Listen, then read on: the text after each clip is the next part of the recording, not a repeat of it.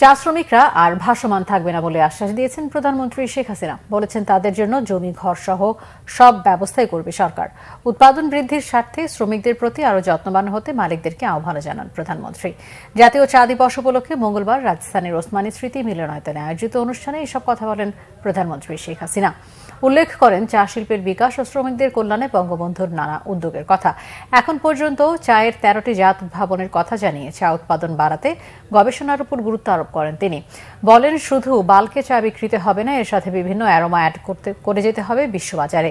অনুষ্ঠানে চা রপ্তানি, উন্নত মানের চা উৎপাদন সহ বিভিন্ন ক্যাটাগরিতে জাতীয় চা পুরস্কার বিজয়ীদের হাতে পদক তুলে দেন প্রধানমন্ত্রী। চা শ্রমিক যারাই কাজ করান, শ্রমিকদের প্রতি যদি আপনারা যত্নবান হন, আপনারা কিন্তু বেশি করে কাজ করাতে পারবেন।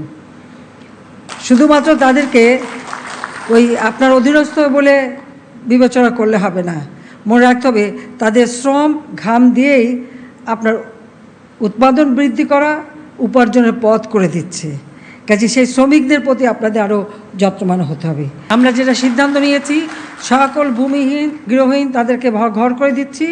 ইনশাল্লাহ এই চা শ্রমিকরাও এরকম ভাসমান থাকবে না, সেটা আমি বলে যাচ্ছি। এর জন্য যা করার করব।